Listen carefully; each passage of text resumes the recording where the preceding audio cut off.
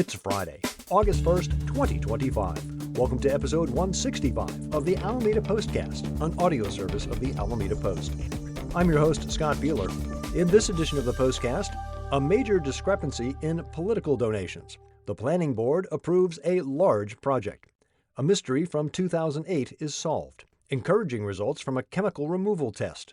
An Alameda rower breaks a dry spell for the USA. Plus, arts and the outdoors. These stories and more on this episode of the Alameda Postcast. Our top story: the Alameda Firefighters Union Political Action Committee just corrected a major discrepancy in reporting donations made to candidates in last year's city council elections. Originally, the union reported that they donated to the campaigns of Greg Bowler and Michelle Pryor in the amounts of $2,838 to each and did not note any contributions made to oppose any candidates.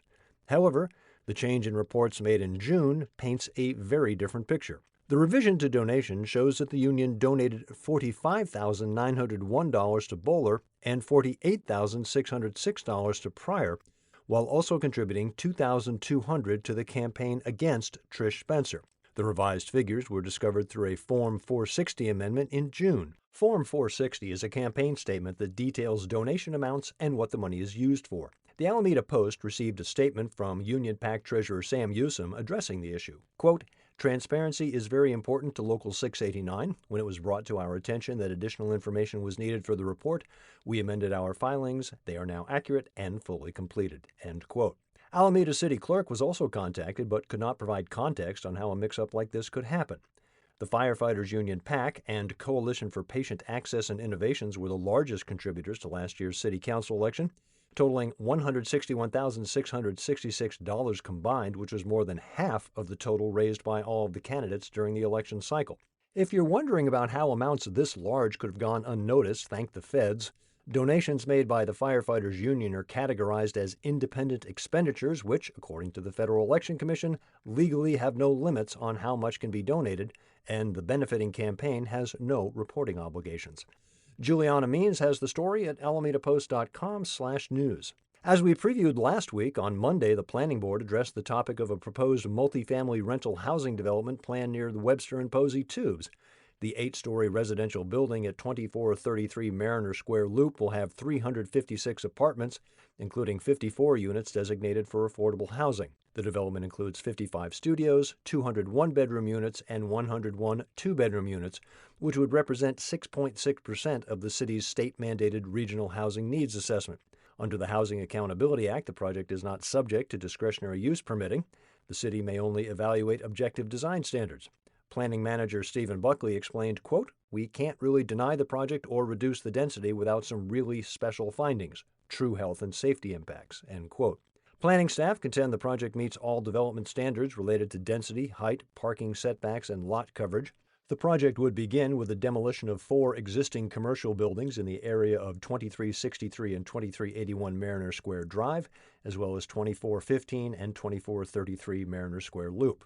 Public comment was mixed, with some applauding the increase in housing while others expressed concern over the size of the building. The board noted that due to various state exemptions, city feedback is somewhat limited. In the end, the board voted 5-0 to approve the new design review permit with multiple conditions, including protection of 7 existing redwood trees. The board's decision is final unless appealed within 10 days of approval. Find Karen Jensen's article along with conceptual drawings and maps at alamendapost.com/news. Please note the next story contains descriptions that some may find unsettling. In September 2008, partial skeletal human remains were found floating in the Alameda Marina. In July of 2011, additional skeletal remains were located floating in the estuary near the 2000 block of Embarcadero. DNA comparison at that time showed that both sets of remains belonged to the same individual, but despite extensive investigative efforts, the sheriff's office was unable to identify the deceased. Thankfully, that mystery has now been solved. In 2024, Deputy Karen Easling, Sheriff's Technician Brandy Foscolina, and the California Department of Justice began working with Othram, a forensic technology company, to employ advanced forensic DNA analysis. Forensic evidence was sent to Othram, and forensic-grade genome sequencing was used to build a comprehensive DNA profile suitable for forensic genetic genealogy.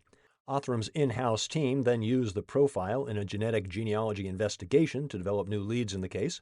With this info, investigators conducted follow-up inquiries that led them to potential relatives of the unidentified person. In late June of this year, almost 17 years after the initial discovery, the deceased was identified as Esteban Pablo, a 20-year-old man who was last seen alive in Alameda County in 2007. Since the identification, Deputy Easling and Sheriff's Technician Foscalina have worked to reunite Pablo's remains with his family in Honduras. Full story, including pictures of Mr. Pablo in life, at alamedapost.com/news. All the way back in episode 29 in November of 22, we were talking about a radical new way to remediate PFAS chemicals, also known as forever chemicals, from the soil in Alameda Point. The presence of these chemicals, largely from firefighting foam, has been a major roadblock in the Point's evolution from the old Naval Air Station days. Over 2.5 years later, the results are in, and they look good. A case study by environmental remediation company Regenesis has proven highly effective in removing those toxic chemicals from groundwater. The technology, known as a permeable absorptive barrier, managed to reduce PFAS levels by 99.9%. That technology earned Regenesis the 2025 Remediation Project of the Year Award from Environmental Analyst Sustainability Delivery Awards. The Alameda project used a 720-foot-long barrier made of plume stop, which is colloidal activated carbon, installed along the harbor shoreline to prevent PFAS from migrating into the waters. Have you ever used activated charcoal in a filtration system? This is basically the same stuff, just higher tech. The Alameda site, one of over 70 locations globally using the technology, including airports and industrial facilities in Europe. You can take a look at the full case study, get to know the science behind the process at alamedapost.com/news. From Willie Stargell to golfer Kyler Stone, Alameda athletes have made their presence known on the national stage. Add another name to that growing list, rower Cosmo Hondrogen. The St. Joseph's alum currently rows for New Hampshire's Dartmouth College of the Ivy League as part of the men's lightweight rowing team. This past weekend at the Under-23 World Rowing Championships in Poland, Cosmo took silver in the men's lightweight single sculls, the first U.S. medal in that event since 2019. It's been a good year for Cosmo as he was part of Dartmouth's squad that took silver at the 2025 Intercollegiate Rowing Association National Championship, finishing just 3 seconds behind champion Harvard. In his scholastic career, the Alameda native raced for the Oakland Strokes, serving as team captain in his junior and senior year at St. Joe's. Needless to say, just having completed his freshman year, the future looks bright for Cosmo. Congratulations. Story and pictures at alamedapost.com/sports. While you're there, check out Gene Chen's coverage of the upcoming Alameda World Tournament baseball games. The International Boys League got its start in 1973 when a team of Japanese 14 and 15-year-old baseball players came to California to play some friendship games. A few years later, then president of the Alameda Babe Ruth League, Bill Del Porto, offered to host the Japanese students at the homes of Alameda residents, thus creating a homestay program for the young players. Within a few years, in 1978, California players were staying at the homes of Japanese families while participating in baseball games. Eventually, tournaments took place in Brazil, Mexico, and Italy. Games will take place at the College of Alameda. An opening ceremony with an appearance by Mayor Marilyn Ezzy Ashcraft and a skills competition kicks things off at 10 a.m. on Sunday, August 3rd. Tournament runs through August 9th. The Alameda home team will face off against teams from Japan, Korea, Mexico, Italy, as well as California teams from Fresno and San Diego.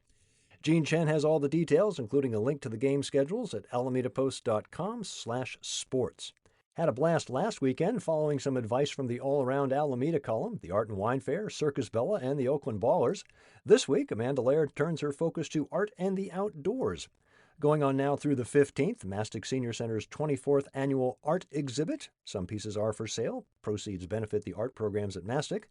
Speaking of Mastic, I wanted to let you know that their thrift shop has added a third opening day. You can now shop Thursdays from 1 until 5 p.m. Saturday, East Bay Regional Park District naturalist Susan Ramos leads Alameda walks along the seaside paved pathway from Crab Cove all the way to the Elsie Romer Bird Sanctuary on this environmentally focused tour. You may have noticed artists and their easels all over the island this week. That's the Frank Bett Center's annual Plein Air Paintout, special exhibit and sale scheduled for Saturday at South Shore Center.